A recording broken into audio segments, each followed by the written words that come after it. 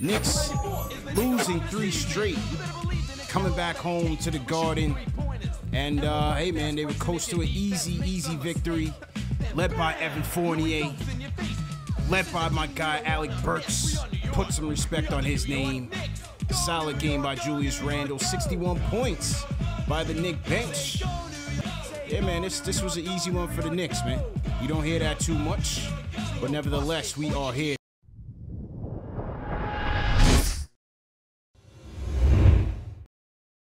Easy victory, man. We've been going through so much turmoil with this team. Loses a 3 straight. Some bad losses. But, you know, Evan Fournier said, look, man, let me put this team on my back, Al. 18 points, 16 in the first quarter. Julius Randle, much maligned within this fan base. Hey, give credit to Julius. I thought Julius had a solid game on both ends, especially in the third quarter. I thought he was pretty good facilitating, knocked down some shots, played some solid defense.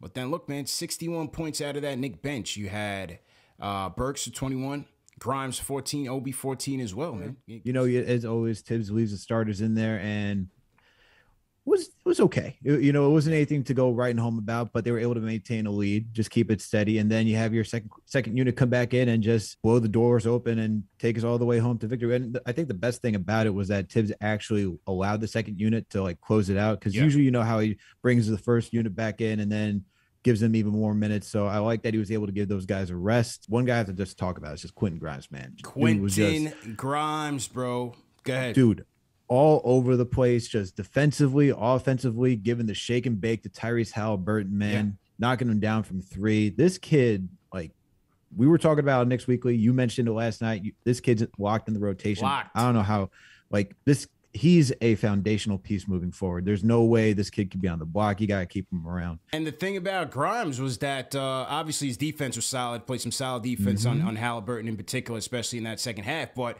you saw some nice plays off the dribble. And that's one of his things coming into this season, was one of his areas of, you know, improvement was working, you know, when those guys run him off the three-point line, how's he going to put the ball on the floor and be effective? And you saw that. You know, it's not a win I'm going to get too high off of, but there were some really good things in this game. I think for me, the thing that starts out is this team wasn't overcomplicating the game, right? A lot of easy buckets, letting the game come to them. The offense, you know, was gelling. They were moving. They were clicking.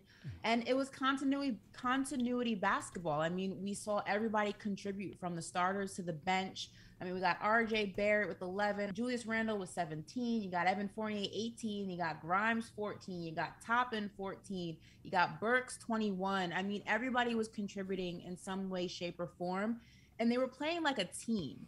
And I think that's probably the thing for me that, you know, I haven't seen in such a long time. That was really, really dope to see. It was, this looked like a team. Everyone's body language, you know, looked like they wanted to be there. Everybody was figuring out where they fit in the rhythm of the game. And again, it's the Sacramento Kings. It's not the Golden State Warriors. You know, they're 13 in the West, I believe. So it's not a win I'm going to get too high off of, but there were a lot of good things that I saw.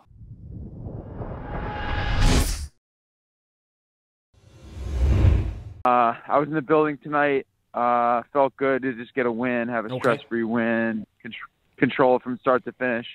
Fournier high, stand up. I know there's not many of us, but I thought he was big tonight, particularly in the first quarter. He could not miss. I think he hit his first 6 shots. They got him involved, so that was big. Obviously, Obi was outstanding tonight. I love that spin move he had in the fourth quarter. That was sweet.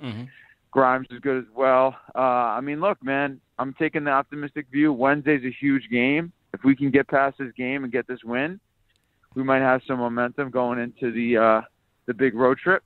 You know, obviously we have a daunting schedule ahead. We got to figure things out. I mean, I don't know how much longer we can have Reddish just not play. So I really want to touch up on the Julius Randle situation, right? Yeah. So I've watched all the recalls. I watched the game.